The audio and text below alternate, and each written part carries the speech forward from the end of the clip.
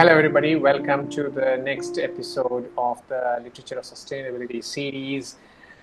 We are delighted to see several of our old friends here and new ones who participate in these sessions, which have started in February and go on till the end of November.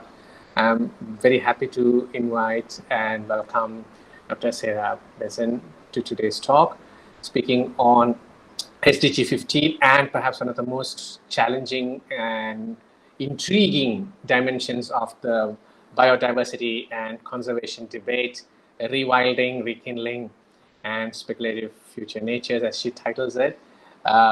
Made, of course, popular thanks to Spielberg and Michael Crichton's work and others on rewilding.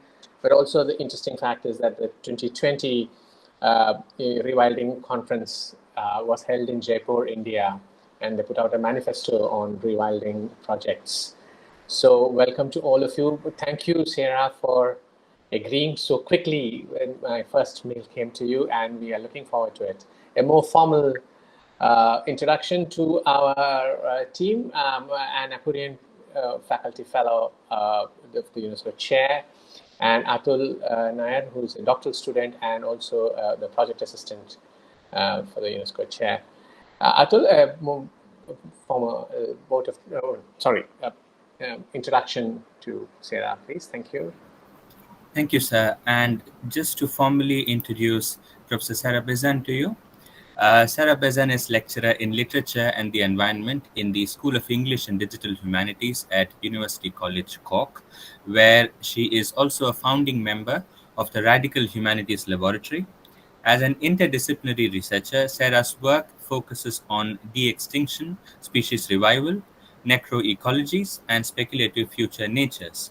Her first monograph in progress, Dead Darwin, Necroecologies in Neo-Victorian Culture, is under advanced contract with Manchester University Press. Her talk today is titled Reading Rekindling Fictions, SDG 15, and the Making of Speculative Future Natures. Over to you, Professor Bezan. Thanks so much. I just wanted to begin by extending my sincere thanks to Pramod for inviting me to take part in this Literature of Sustainability lecture series.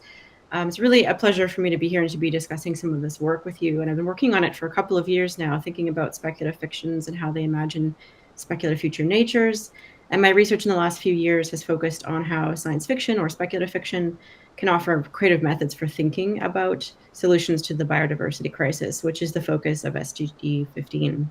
So we focus on what has and what is disappearing from our environments, but what this talk wants to kind of focus on is how we can imagine the futures to come, the future natures to come through a biotechnological process called de-extinction science. So to that end, I want to get us going here. So I wanted to begin with a speculative meditation, a moment that we can be in together where we consider how the warm flesh and blood of an extinct creature finds its way back into the world. So let's meet Greta, the world's first woolly mammoth elephant hybrid. Greta is photographed hundreds of times before she can fully open her eyes. This fact eludes her, of course. All she can make out are the walls of her tank and the fluttering white suits of her creators. The room is bright and her bath is warm. A clamp slides over her sides. The temperature drops as she's pulled through a narrow rubbery slit. Adjusting well to the cold air, she suddenly feels alien hands patting her down. A grinning white being approaches her. Is this her mother? They finally walk her out of the lab, down a long, bright hall. The cameras flash and snap at her. She trembles fiercely and trumpets wildly, a temper tantrum broadcast all over the planet. Where are her parents? Weeks pass with a slow blink. Soon there are more hairy elephants, nicknamed by the whitecoats as climate marchers. They are moved to a big outdoor pasture in Siberia called Pleistocene Park. It is a comfortable temperature. They trample around all day in the snow looking for blades of grass to eat. So we have just met Greta, the world's first hypothetical, cold-tolerant, climate-marching woolly mammoth elephant hybrid, or mammophant, which is destined to be born if the biotech firm Colossal is to be believed by 2028. So, sorry, this is, going back one more. So this is a speculative journalistic piece by Britt Ray about the de-extinction of the world's first mammophant. And I'm arguing today that it exemplifies three key thermocultural dimensions of my critique today. So the emotional, libidinal, and climatological fluxes of temperature that shape the speculative reproductive imaginaries of rekindling fictions. So in exploring these rekindling fictions, I'll start in part 1 of today's talk with defining the term and then performing a genre study of endling and rekindling fictions, and then discussing what differentiates them. And then in part 2, I'll guide you through a critique of the novum in rekindling fictions. This is adapting a little bit from science fiction scholar Darko Suvin's theory of the novum as a strange newness that produces a cognitive estrangement. So through that, I will investigate how the gestational potential of the womb creates the conditions for this cognitive estrangement within the speculative reproductive narratives of rekindling fictions. Continuing on with this thermocultural analysis, I'll conclude with a discussion in part 3 of de-extinction in relation to the myth of Prometheus, the thief of fire. So I wanted just to start by clarifying that the rekindling is a term that I'm in the process of defining. As a part of this process of shaping cultural narratives around this term, my short piece on the rekindling will hopefully come out in the Living Lexicon of the Environmental Humanities Journal later this year. So what is the rekindling? The rekindling, as I'm arguing, is defined as the first individuals of a revived extinct species. So it references the root word of extinct, which means a flame quenched or extinguished. And the rekindling is responding to the emergence of de-extinction science and its warm and thawing reproductive imaginaries. So if you're new to de-extinction, in a nutshell, it's a set of reproductive technologies that include backbreeding, gene editing, and cloning. De-extinction candidates to date include a number of largely charismatic mammals like the Pyrenean ibex, which is pictured here, the woolly mammoth, and the thylacine, all of which I plan to speak about briefly today. But it also includes creatures like the gastric brooding frog and the Circe's blue butterfly. The work of de-extinction is shaped by long-standing animal husbandry practices of selective breeding, but also extends to these newer technological innovations, including gene editing tools like CRISPR, which fall under this rubric of speculative biology, or what Sandra Swart calls zombie zoology. So you might have noticed that the rekindling bears a resemblance to an existing term, the endling, which describes the last individual or individuals of an extinct species. So in her cultural history of the term, Dolly Jorgensen argues that the concept of the endling as the last of a species holds cultural power, encouraging its mobilization in a world facing extinction around every corner. Jorgensen further says that this Tolkien-esque word with its ling suffix serves to denote care. For journalist Lydia Pine, the endling is arguably ensconced in a fabular history, so it is storytelling that actually allows for the expression of care and memorialization for extinct species. So over the years, I've had my ups and downs with this term. In an article I wrote in 2019 about the endling Lonesome George, I argued that the endling risks being crushed under the weight of its own metonymic function. And I further argued that endling representations can often fail to capture the colonial and male-dominated histories of species eradication, and that his own personal naming as Lonesome George serves to problematically showcase the endling's reproductive failures. And what I've noticed about these endlings is that they're already embedded in the thermocultures of ice and heat. So the sperm of Lonesome George is, as we speak, sitting in a cryoconservation bank in Ecuador. Endlings like the next to last thylacine Benjamin died of cold exposure, and the last passenger pigeon Martha was immediately put on ice when she died so that she could be preserved as a taxidermy form. So these are the temperatures of life, death, and the afterlife of extinct species. So my rationale for naming the rekindling builds on Pine's discussion of the etymological root of extinction, which comes from the Latin verb extinguere, meaning to quench, extinguish, kill. Pine outlines how it was traditionally used to describe flames like candles going out. For centuries, she writes, writers, artists, and philosophers borrowed heavily from this idea to intertwine the metaphor of flame and life. As a result, species losses are tied to variations of temperature, though mainly coldness, and their meaning often becomes associated with cooling terms. It's like a flame snuffed out.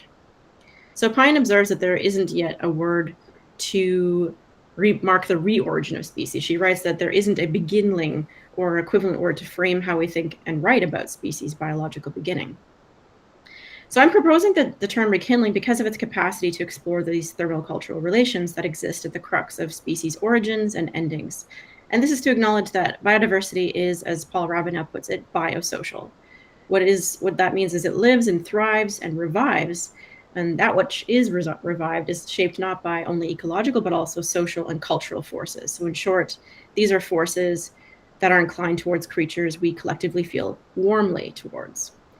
Thinking more broadly about how social imaginations influence planetary health, My hope is that this term will open up a critique of biobanking and cryoconservation techniques that hold extinct species on ice for an ecotopian future that has only to be warmed up. In considering the biosocial foundations of de-extinction science, the rekindling analysis focuses on the re of reproduction, the kin of reimagined human-animal kinships, and the ling of care that is activated by these mediating forces of ice and heat. So part of the remit of this work is to build on scholarship of thinkers like Matt Treleu, who argues that at the same time as zoo practices are adapting to unfamiliar climates, zoo-based laboratories have begun to manipulate extreme temperatures in order to hold the species itself in suspension. But in terms of moving away from the freezing of the ark, I want to explore the implications of thawing the ark. What happens when these species are reanimated? What forms do they take? And what kinds of interspecies thermocultural dynamics are activated? What potential might there be for counter-alliances, non-human agencies, hybridized kinships, and future paradigms of care? So to thaw the ark, we need to start with asking, as Alina Barago does, where the thermal is located. So in her article, Thermal Objects, Barago lays out a framework for examining the relationship between temperatures and the social, asking whether the thermal is a property, a quality, or a state of specific objects and bodies. She says that turning away from the cold reason of Western Enlightenment, the alternative model of warm reason through thermal intersubjectivity is made possible through the melting and mingling of bodies. Building on Latour, Barago states that this occurs through thermal action, which takes place across networks, ecologies, and assemblages of human and non-human actors. This thermal action has a temperature, but also a speed and a scale in the context of speculative reproduction on a planetary scale.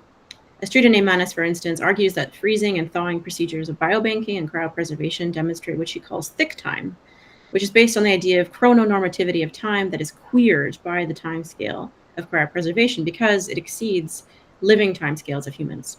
In her article, Neymanis argues that this thick time is heavy with a present past, but that it persists in duration.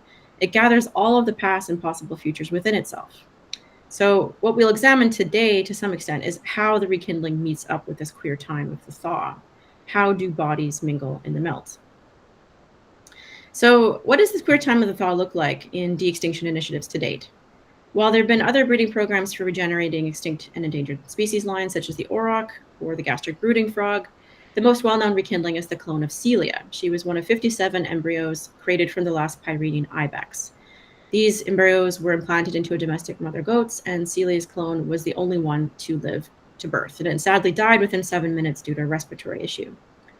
The death of Celia's clone exemplifies what geographer Adam Searle describes as the de-extinction.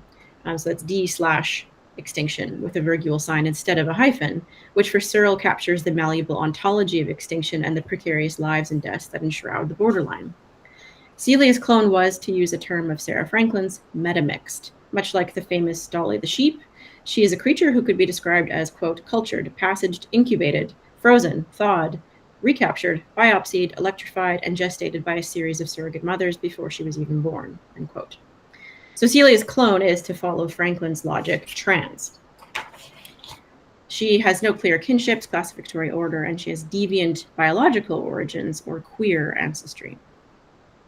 The malleability of this enshrouded borderline speaks to its fragility. The rekindling is particularly under the pressure of warmth and heat as it reemerges through gestation and birth. So for 7 minutes, Pine tells us, its blood pumped, its synapses fired, and then it was dead. You can kill a clone in the time it takes to dish up a plate of pasta.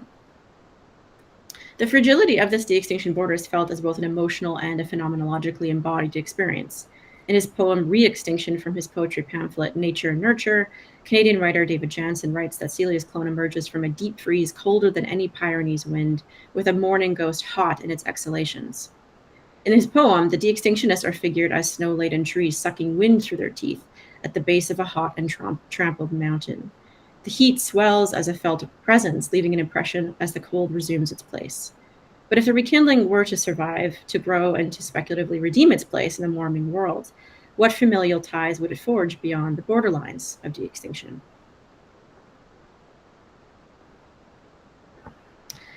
So having hopefully made a case for why the rekindling term should exist and why thermocultures of extinction urgently ask to be understood, what I'd like to do now is to illuminate for you an emerging body of rekindling fictions by Anglophone authors from the US and Australia.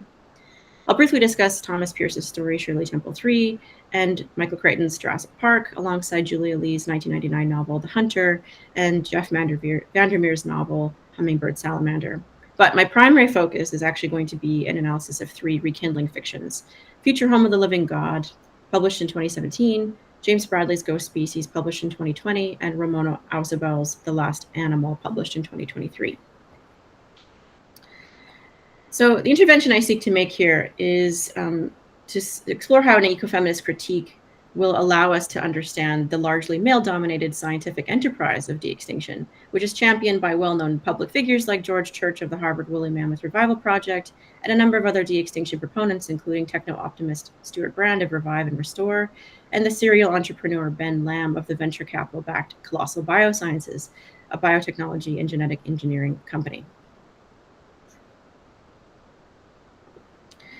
But more precisely, I'm going to be picking up on a point Vincent Briere makes in his article Puss in Boots Goes to Pleistocene Park.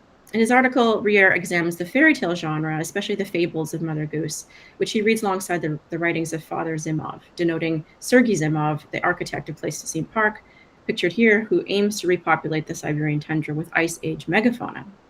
Comparing Zimov's Pleistocene Park proposal to the Mother Goose tale, Briere argues that both seek to bring motherless abstractions into existence. Take as a case in point Zimov's own description of the birth of the woolly mammoth, which is so strikingly barren in contrast with the journalistic impressions wrought by Britt Ray that I read earlier. We read in Zimov's proposal that, quote, the embryos will have to be nurtured in an engineered environment, most likely a tiny sac of uterine cells at first, and then a closet-sized tank where the fetus can grow into a fully formed 200-pound calf. These are, indeed, the motherless abstractions of de-extinction, but Briere makes an intriguing assertion. He argues that in the spectacle of the brave new world Father Zimov invites us to envision, the highly mediatized attempts to revive extinct species reimagine forms of kinship, love, and thriving. So despite its rather antiseptic description, Zimov's closet-sized tank is, Briere claims, quote, a narrative pouch whose opening corresponds to the indefinitely delayed birth of a planetary future on life support. So building on the work of Briere, this talk examines how such kinships, forms of love, and conditions of thriving might be rendered possible through rekindling fictions. And what I want to emphasize here is that this approach necessitates an ecofeminist analysis that accounts for the spheres of maternal love and domesticity that are increasingly entering into the speculative reproductive imaginaries of de-extinction. So in Thomas Pierce's story, Shirley Temple 3, which appears in the 2014 short story collection Hall of Small Mammals, a delinquent son of an aging mother in Atlanta, Georgia, engages in a familial conflict when she begins to take on a Bread Island dwarf mammoth, a creature accidentally cloned as a double for a popular TV show back from extinction, where her son is the host. This mammoth is placed in the mother's care.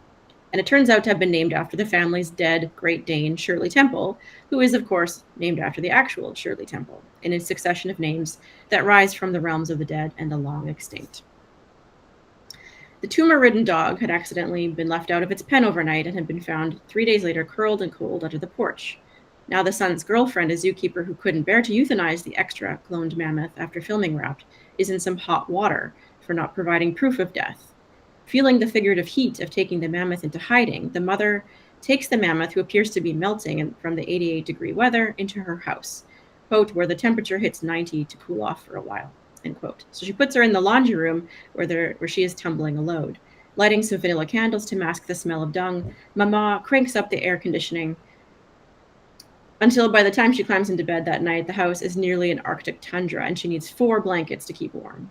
She then watches the Back from Extinction episode about Shirley Temple 3, hosted by her son Tommy.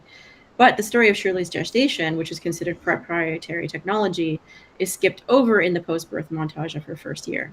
So Mama thinks that the original Shirley probably died in some kind of ice pond, but considers the irony that in 10,000 years, the Earth could be cold and barren, an endless frozen wasteland more suitable for mammoths than humans.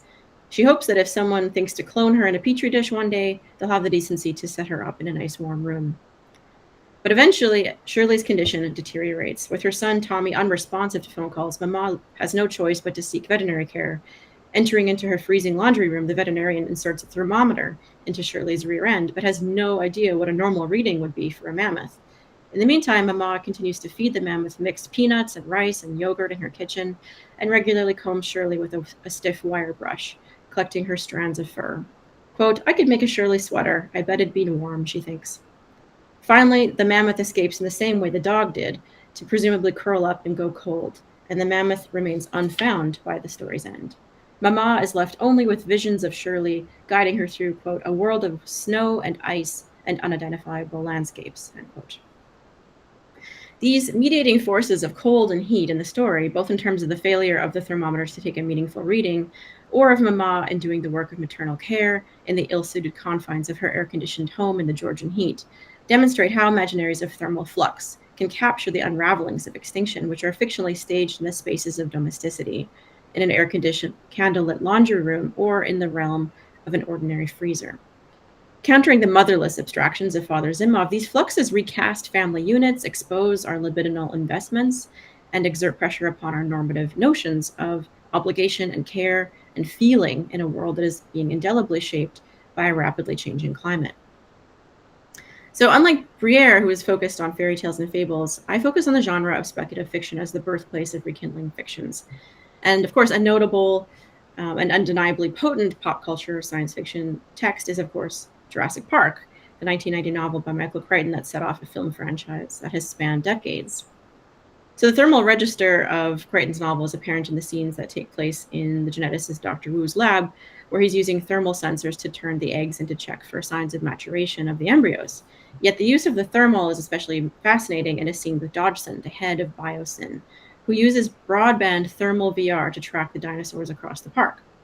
It is through infrared technology that they discover the raptors' nesting sites, which confirms that the female dinosaurs have begun to asexually reproduce themselves and therefore to elude the biological controls set upon them by the de-extinction scientists. So a number of scholars have commented on the queer and non-normative reproductive apparatuses of Jurassic Park, along with the influence of the abortion debate at the time in the 1990s, which I won't rehearse here for time, but these arguments are relevant, but what really interests me is how these gendered dynamics signal as thermocultural. So in what is arguably the most well-known de-extinction template or narrative that we have from the time, this promiscuous and queer procreative activity of the all-female dinosaur rekindlings is ultimately captured as this flux of heat. So it's possible to read these dynamic shifts in temperature in a number of texts about extinction, but I don't mean to suggest that all extinction texts can be classified as rekindling fictions. So in order to explain the difference between an endling fiction and a rekindling fiction, I will just take a few moments here to explain the centrality of temperature as an affective register of grief in texts like Julia Lee's The Hunter and Jeff Vandermeer's Hummingbird Salamander. So in The Hunter, for instance, the skilled mercenary Martin David, or M, traverses the crisp, snowy mountainscapes of the Tasmanian outback, searching for the lost thylacine. While an affection builds within M for the mother and children of another thylacine tracker named Jara Armstrong, who has mysteriously disappeared, the son, Bike, produces a drawing to track the thylacine. So we read that M is drinking hot tea one evening when he spies, stuck to the refrigerator, a drawing. Running down the back of the creature is a floating fire, a red and orange scribble above a tangle of black sticks. So in the 2011 film adaptation, this drawing appears several times, repeating itself with a new adaptation, and culminating in a cold-colored palette of gray, slate blue, and white in the final killing scene. And this is really sharply contrasted with repeating scenes of engulfing flames as the Armstrong family house eventually burns down, leaving only Bike as the survivor.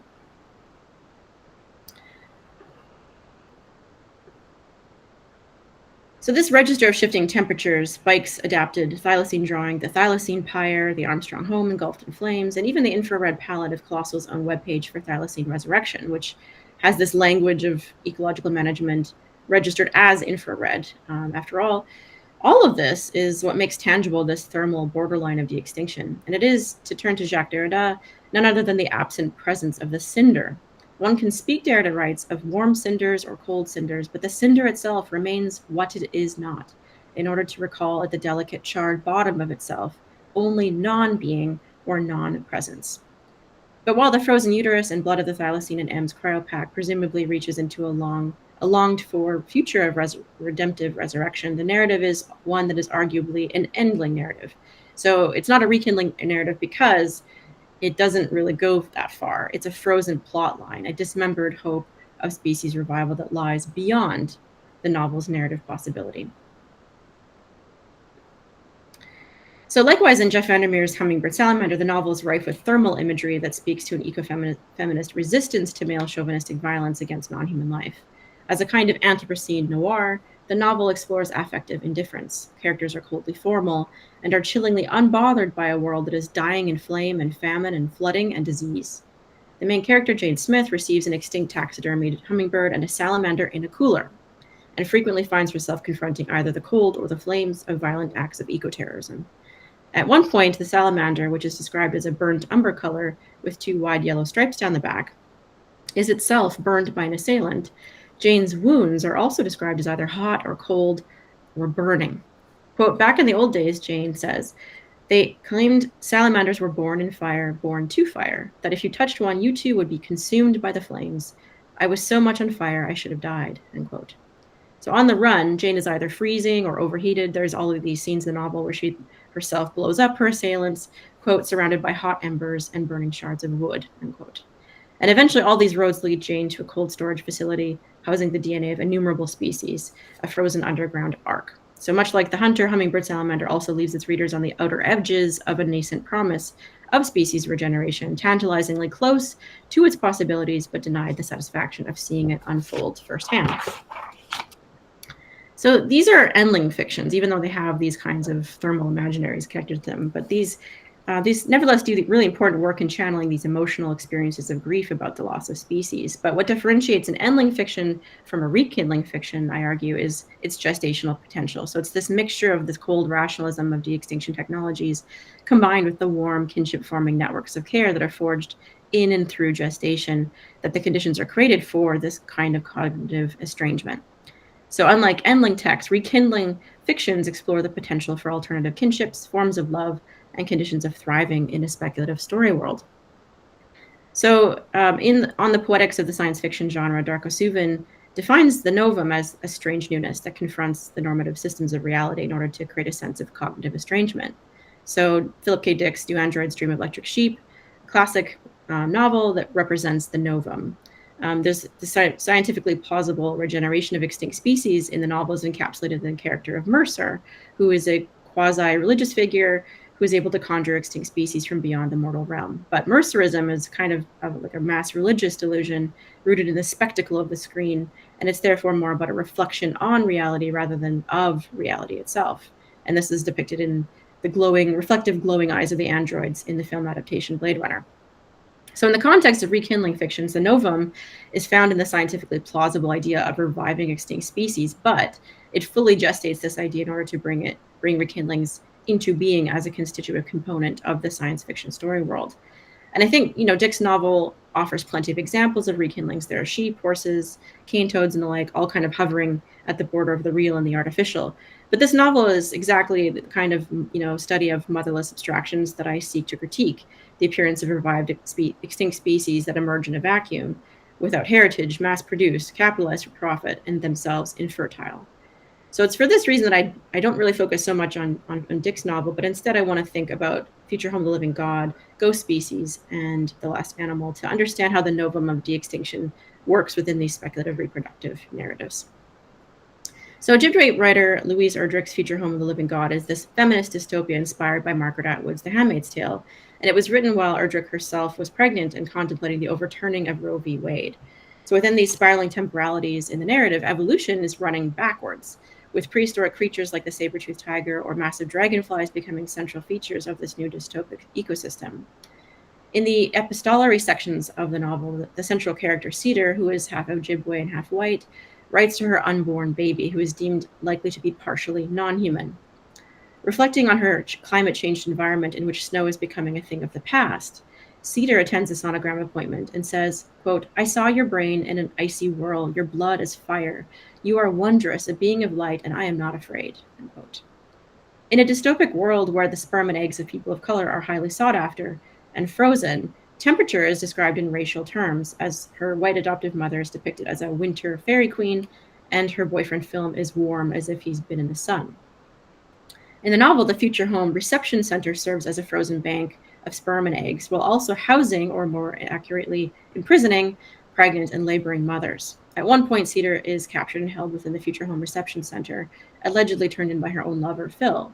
Looking out of the windows onto a bank of ratty snow, Cedar begins to make an escape blanket. In the scenario, her roommate complains that she's cold, and so they get another blanket delivered, and then at night, they unweave and reweave the blankets into a rope in order to escape out of the window. Symbolic of the design of DNA unraveling across evolutionary timelines, the blanket becomes an escape route from patriarchal oversight, but it's presented as a form of resistance that's been signaled by this thermal shift. So following her escape, Cedar reflects on the colonial influences of her spirituality, pulled as they are between the Catholic traditions of her mother Mary and the Mohawk Saint Kateri, as well as Saint Hildegard, who had visions of fire. As an expression of cosmically scaled libidinal desire, or what Eileen Christ calls the flame of life, Cedar's love for her baby is described as burning richer and hotter with everything, fierce, merciless, sticking to the world like blazing tar. This love expands. So by resisting Western ideas of extinction, the novel presents a cosmological view of extinct and non-extinct beings as connected within this spiraling continuum across deep time. And in this sense, as Cedar says, the inverted evolution of extinct beings springing back into existence is due to, quote, love. This is creation's love of creation itself, end quote. So while there are patriarchal forces at play that contribute to the diminishing life worlds of nature within the novel, Erdrich's rekindling fiction imagines de-extinct creatures as desiring creatures, as expressions of creation's love of creation itself. And this is the novum of cognitive estrangement. Its strange nascent newness is the gleaming viscera and the material substance of a speculative reality that is being birthed into being. So to understand the significance of spiraling temporalities in this novel, we might call upon Tom Van Doren's description of ancestral inheritance. As Deborah Bird Rose describes in her book, Shimmer, Van Doren's concept elucidates the extent to which, quote, what is tied together is not the past and the future as abstract temporal horizons, but real embodied generations, ancestors, and descendants in rich but imperfect relationships of inheritance, nourishment, and care. So while de-extinction science can be readily charged with what Van Doren calls elsewhere violent care, the privileging of some creaturely bodies over others who are considered less charismatic, special, or valuable, Future Home is a narrative that challenges Western conceptions of species revival as a form of moral redemption, and instead presents it as an ancestral inheritance that unfurls in temperature fluxes across these evolutionary timelines, fed by libidinal desires and shaped by the changing climate and affective waves of grief and love that connect us all. Likewise, with the environment of Future Home, which is marred by a scarcity of snow and ice, James Bradley's Ghost Species negotiates the thermal margin to showcase how a Neanderthal clone might emerge from the Ice Age into the warmed environments of the near future. At the heart of this narrative is a Neanderthal rekindling named Eve, who is cared for by her mother, Kate, a geneticist at a biotech firm called the Hucken Foundation. The firm is imagined to be the kind of lab depicted in Britt Ray's journalistic piece. There are these mammoths bioengineered as climate marchers to stamp down and protect the melting permafrost. But there are also resurrected thylacines and even carbon-sequestering eucalyptus designed to survive the cold conditions of the Pleistocene in Russia and northern Canada. So although Eve is not gestated by Kate, but rather implanted into a surrogate and born via cesarean section, Kate is herself woven into the process of implantation through her sexual relationship with her partner Jay, also a geneticist with the foundation, and then she becomes Eve's adoptive mother as the narrative progresses. So the conception of Eve occurs some months after Kate has experienced a stillbirth of a 6-month-old baby. It is in the same period of time that the laboratory team is implanting embryos into a surrogate that Kate and Jay have a sexual encounter. Quote, and then, just when it looks as if it will never work, a healthy embryo is produced. That night, she expects Jay to be distant, but in the darkness, he reaches for her, and they fuck wordlessly, his body no more than a shape in the gloom. Closing her eyes, she imagines the embryos in the lab freezer, the surrogate's body, and for a moment, it is not Jay above her, but the surrogate, Maria. In this moment of queer kinship, straddling time and gender and species along the thermal margin, Eve is successfully implanted into the surrogate mother, Maria.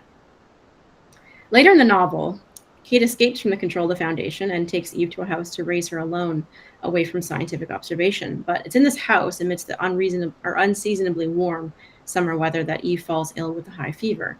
At the same time, wildfires are burning across the Australian outback. We read that, quote, all summer there have been fires to the north and west, the smoke hanging in the air, turning the sunsets blood red, lining her throat. Some mornings she has woken to the yard carpeted in ash. Yet something cold, twists in Kate's gut. Kate rattles through the basket of baby paraphernalia, finally closing her hand around the box containing the thermometer.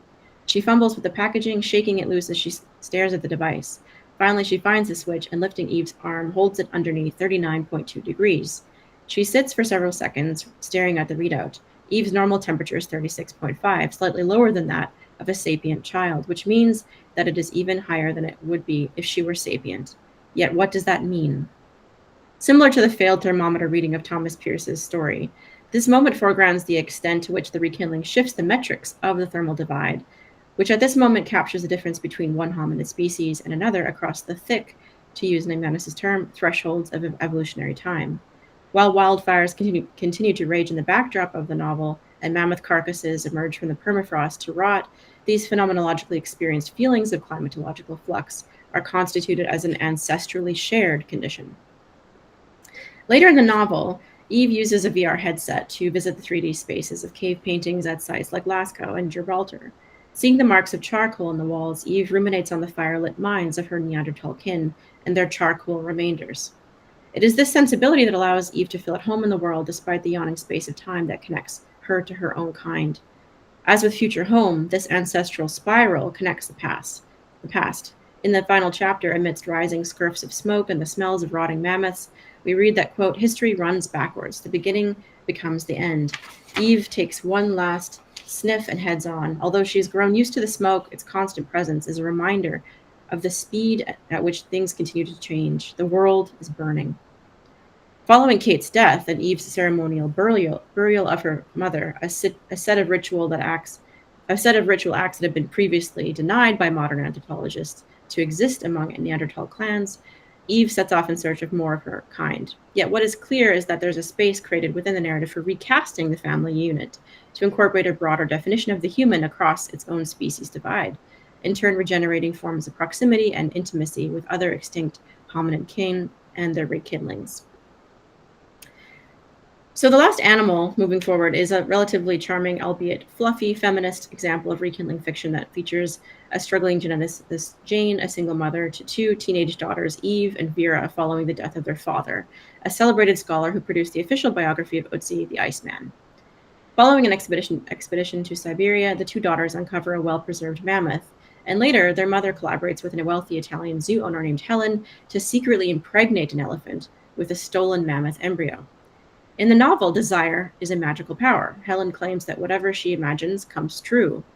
As with the hunter, the mammoth becomes a proxy for the dead father, crescendoing into a surge of libidinal desires as the two young women come of age and have crushes on the younger male scientists of their mother's de-extinction lab. The epochal scale of the Ice Age timeline converges with the girl's own pubescent coming of age in an age of extinction. And in this narrative arc, the Iceman himself becomes quite literally inserted into these budding desires for species revival. Searching the attic for her father's papers, they discover a set of syringes and a cryopreserved capsule containing the testicular matter of the Iceman. The eldest daughter, Vera, who's recently become sexually active, engages in an impulsive and electoral act, inseminating herself with the sperm of the Iceman and becoming pregnant. Within the melt and mingle of bodies that across the more than 5,000 years since Otzi's death, there is a queer intimacy formed in the warmth of Vera's body. The line between magic and scientific plausibility melts away. However, when we learn at the end of the novel that the daughter was unlikely to have been made pregnant by 5,000-year-old sperm, in all likelihood it was a faulty condom she used with her boyfriend.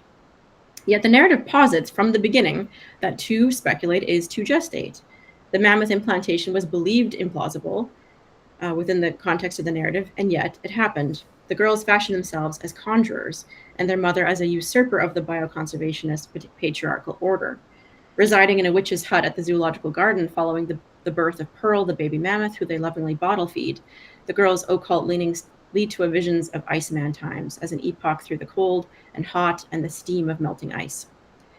In this, the thick time of speculative reproduction charged with the girls' own libidinal energies, the novel engages with what it is to be maternal across the species divide and between the liminal folds of the Ice Age and the Anthropocene epochs. So this is really, connected to larger sets of conversations about de-extinction and the myth of Prometheus, which was the center of Mary Shelley's genre-forming science fiction text Frankenstein, or the modern Prometheus. And it conjures up this myth of Prometheus, who stole fire from the Olympian gods in order to ignite the scientific minds and creativity of civilization. Championing the potentials of science and technology, the myth of Prometheus also foretells of the suffering of an endlessly regenerating liver that is painfully pecked out every day, serving as an allegory of human hubris. So the myth of the modern Prometheus calls to mind Bruno Latour's admonition to care for our monsters. Dr. Frankenstein's crime was not that he invented a creature through some combination of hubris and high technology, but rather that he abandoned the creature to itself.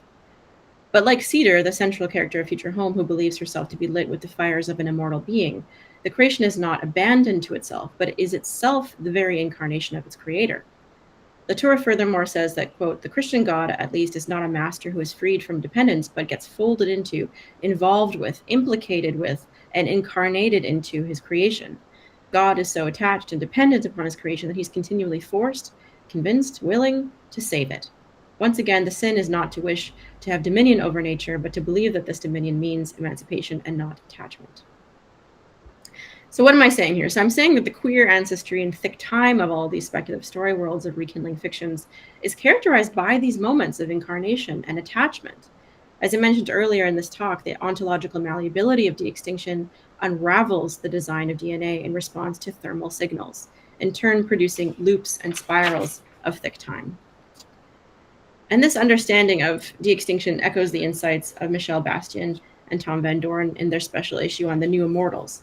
Drawing on Greek mythology, Bastian and Van Doren argue that the Anthropocene age is about foldings and pleatings, about simultaneous and contradicting temporalities, about the breakdown and reformation of new multi-temporal relations. And so the thought I really want to leave with you today is how and where are these multi-temporal relations forged in response to the warm and thawing reproductive imaginaries of de-extinction? So as I've shared with you today, the speculative site of the womb is the space of the novum, of Cedar's hybrid human, non-human fetus in Future Home, of Kate or Maria's Neanderthal clone and ghost species, and of the melting and mingling of 5,000-year-old sperm in tandem with the illicitly stolen gestating mammothant in The Last Animal. The novum of de-extinction science is sparked by the conjuring power of the imagination. It is the libidinal desire that channels creation's love of creation itself, which strengthens ancestral ties and in turn imagines future paradigms of care for a warming world. And I'm going to stop there. Thanks a lot, Professor Bezan, for that fascinating talk. We'll now have questions and comments from the audience. Roy has a question. Please go ahead, Roy. Thank you, Professor Bezan. That was so interesting, and it was an entire whole new field. The talk about rekindling, it set me thinking about species that are still not extinct. I was thinking in particular about an interesting frog. It's called the Indian purple frog. So the thing is, it spends most of its life underground. It uses the thermal inertia of the soil to kind of maintain a steady temperature for most of its life. It only comes up for a week or two every year to mate, and then it goes back again. So what's interesting about this frog is that it's found in the rainforest, and science only discovered it in 2003. But for generations before that, it had been known to the indigenous community of tribals living in the forest. Now science blames the tribals for causing its extinction by depending on it as a food source. So if we were to tell the story, but it's now far from extinct actually. It is like on the grade just below least concern in the IUCN list. I forget the name of the grade.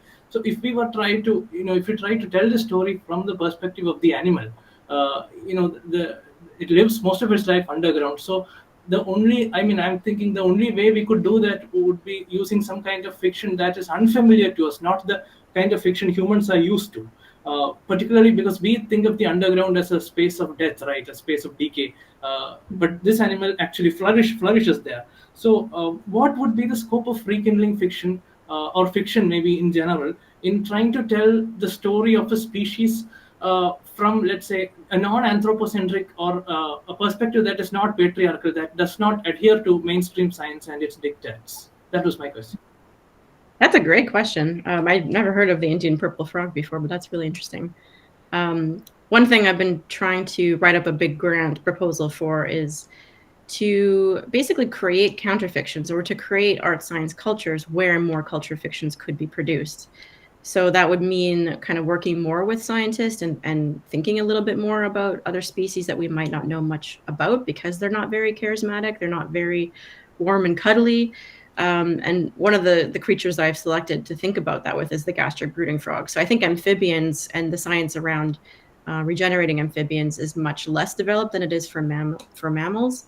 And so looking at something like the gastric brooding frog and inviting writers into a space where they could learn more about the relationship between that species and its environment, its own reproductive practices, that might offer so many really interesting moments for creative writers to produce other kinds of counterfiction. So there's possibilities there. And I think maybe there just needs to be more space created and facilitated between artists and scientists for that to happen. I don't know what you think.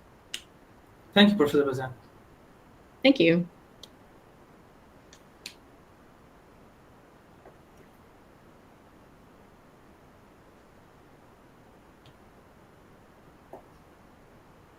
I'm happy to take like general questions, but I can also clarify anything because I know I read quickly. I might have spoken too quickly and gone over a concept that wasn't very clear. So I'm happy to go back to anything I said that might need further exposition.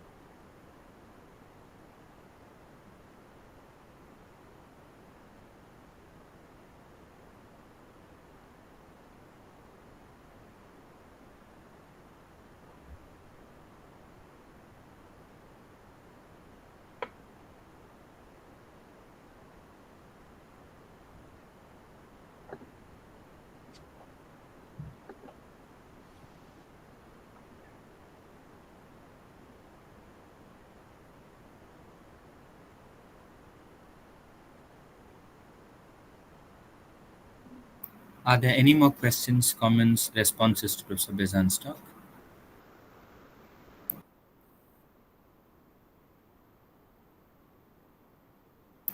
If there aren't, we could conclude today's session. And for a formal vote of thanks, may I invite Professor Anna Kurian, the Faculty Fellow of the UNESCO Chair at the University of Hyderabad.